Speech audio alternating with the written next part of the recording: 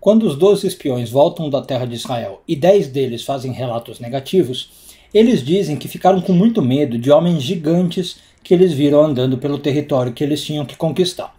Hoje a gente vai entender um pouquinho quem são esses homens gigantes e qual é o significado espiritual deles. Eu sou Yair Alon e esse é o Zohar Diário.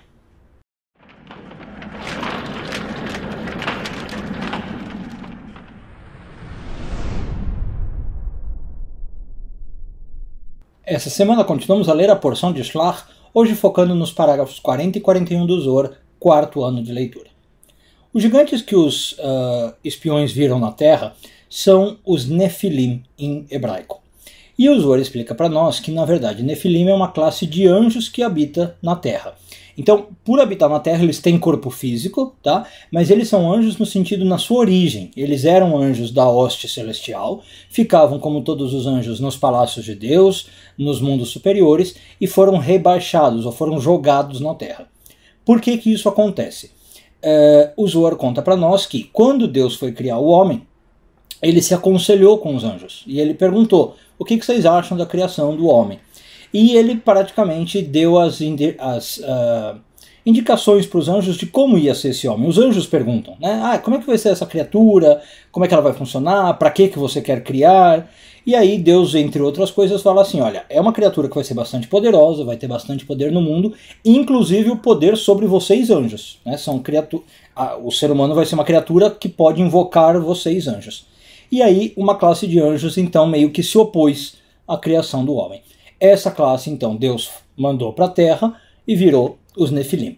Aqui só um detalhe importante dizer, não é a ideia de anjos rebeldes ou anjos caídos que tem no cristianismo, tá? Para Kabbalah não faz muito sentido falar de anjos rebeldes, anjos caídos, até porque os anjos não se rebelam, não tem como, né? Os anjos não têm esse livre-arbítrio.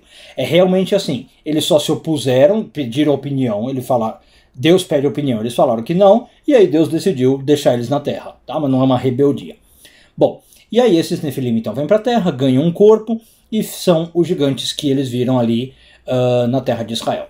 O Zohar vai mais além e explica para nós que essas pessoas, anjos pessoas, são da Klipá, ou seja, são da árvore da morte, e mais especificamente os Nefilim são do nível de Chokhmah da árvore da morte, das Klipot. Então o Zohar diz que essas pessoas ainda existem no nosso mundo, elas já não são mais tão comuns quanto eram antigamente, mas é possível encontrá-las. São pessoas que, entre outras coisas, realmente têm uma estatura muito elevada, tá?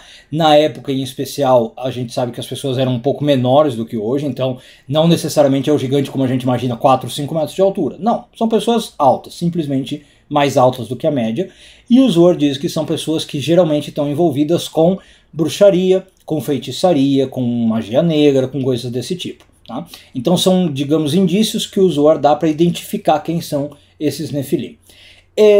Não sei se é para a gente levar isso muito no literal ou não, acho que quem me conhece tende a saber que eu não vou levar para o literal. Eu acho que a gente pode entender mais esses Nefilim como forças espirituais. Apesar da gente falar que eles estão na Terra, eu não acho que é nada que você vai encontrar uma pessoa e identificar. Esses Nefilim são forças espirituais e representam, então, barreiras que a gente tem para o desenvolvimento da nossa vida, para entrar na Terra de Israel, né, o símbolo de entrar e conquistar a Terra Santa.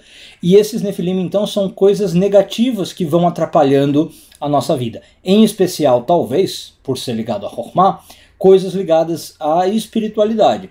Então, quando o Zohar talvez fala que esses Nefilim mexem com magia negra, com feitiçaria, quer dizer, são forças espirituais deturpadas. Em vez de usar a espiritualidade para crescer, para se conectar com Deus, para entrar na terra de Israel, é usar a espiritualidade para o contrário disso. Né? E é isso que, a meu ver, representa os Nefilim.